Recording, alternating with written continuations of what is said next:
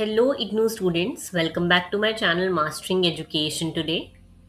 आज की वीडियो में हम लोग स्कॉलरशिप के बारे में बात करने वाले हैं। ओके, जैसे कि आप लोगों को पता है कि काफ़ी बेसिस पे, यानी कि अगर आपका परसेंटेज अच्छा था, आप SC ST हो, या फिर आपकी फैमिली का इनकम कम है, या फिर आप सिंगल पेरेंट चाइल्ड हो, काफ़ी सारे गर्ल चाइल्ड हो, काफ़ी सारी कैटेगरीज होती है जिसमें आप लोगों को स्कॉलरशिप मिलती है। ओके, हमें जैसे कि पता है, हमने पिछला नोटिस देख लिया है, इग्नू वालों ने अपनी फीस इंक्रीज कर दी है। ओके, और जो आपका जुलाई सेशन के लिए एडमिशन है वो स्टार्ट हो चुका है।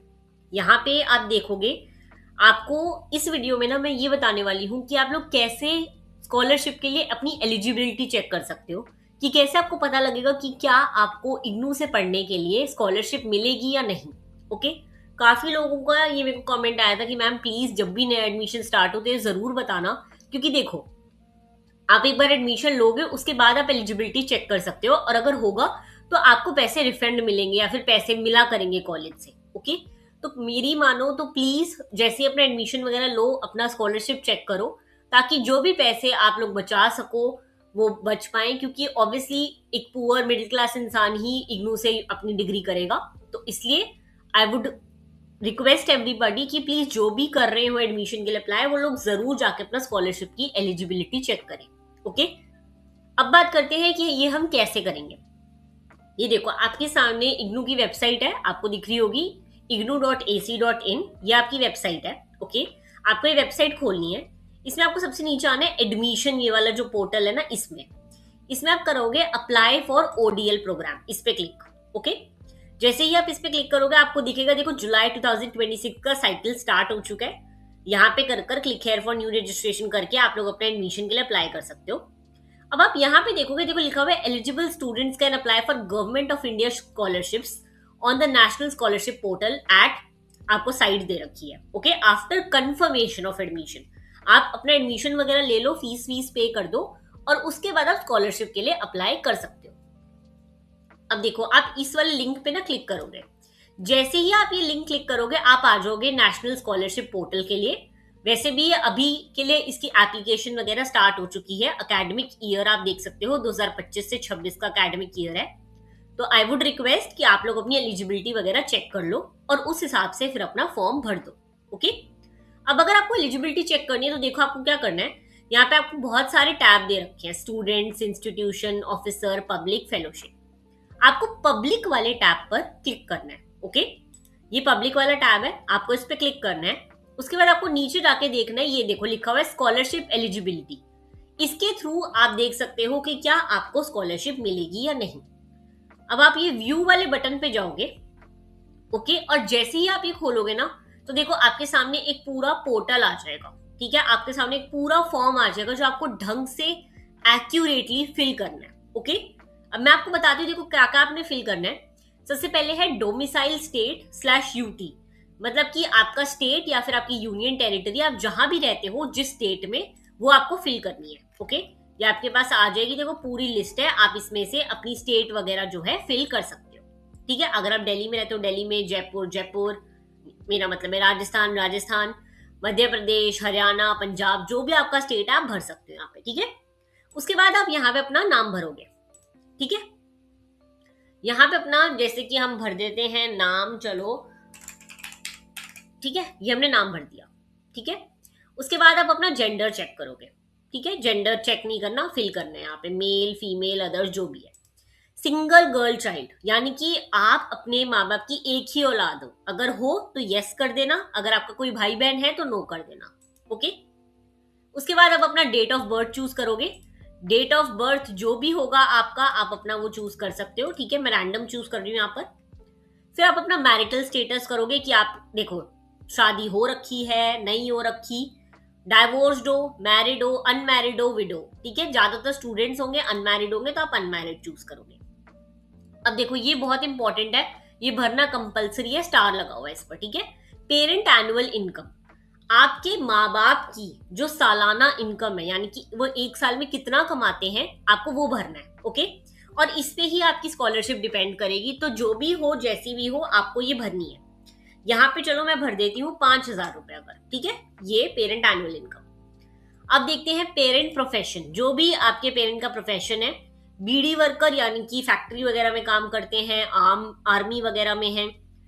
सिने वर्कर मतलब कि एमसीडी वगैरह, ये अलग अलग तरह के ऑफिसर्स हैं। ठीक है, आपके जो भी आपके पेरेंट का प्रोफेशन हो, जिनके आपने एनुअल इनकम भरी है, आप वो यहाँ पर फिल कर सकते हो। ओके, उसके बाद आता है रिलीजन। रिलीजन में आपका जो भी रिलीजन हो आप यहाँ पे फिल कर सकते हो।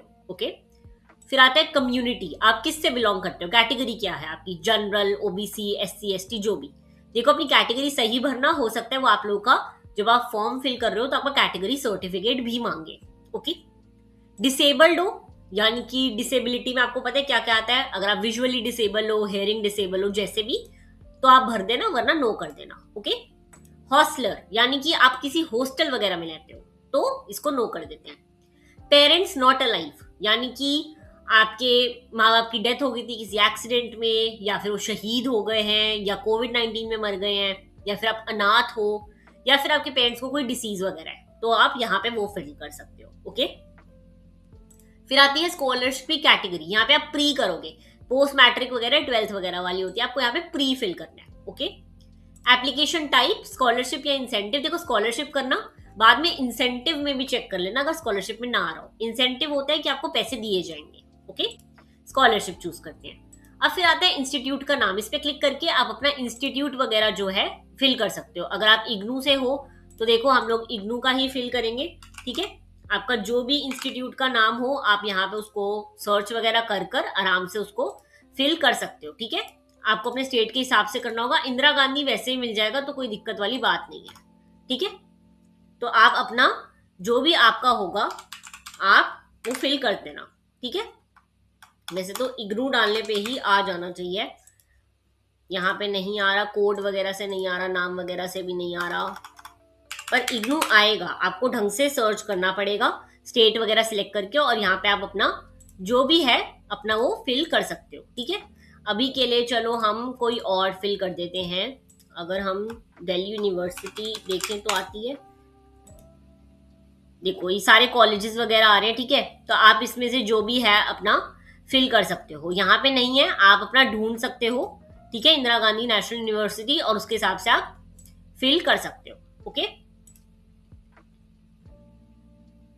देखो अगर ऐसे भी आए तो ध्यान रखना चीजों का कि आपका इंस्टीट्यूट अगर नहीं होएगा तो आप नहीं कर पाओगे। ठीक है, उसके बाद कोर्स नेम वगैरह डालो, आपका जो भी कोर्स नेम है, क्या कोर्स कर रहे हो। ठीक है, ये आप इंस्टीट्यूट सेलेक्ट करोगे तो उसके बाद आएगा कि कोर्स का नाम, मास्टर्स कर रहे हो, बैचलर्स कर रहे हो, सर्टिफिकेट प्रोग्राम, जो भी कर रहे हो। ठीक है, मोड ऑफ स्टडी डालो, कॉरेस्पॉन्डेंस होएगा आपका। ठीक है, पहले, इससे पहले अगर आपने क्या कर रखा है, 12th कर रखी है, बैचलर्स कर रखी है, जो भी कर रखी है वो डालोगे। ठीक है, परसेंटेज डालोगे, अगर बैचलर्स कर रखी है तो भी परसेंटेज को कन्वर्ट कर लेना। ठीक है, प्रीवियस कोर्स का ईयर खत्म कब हुआ, किस साल में, वो डालोगे।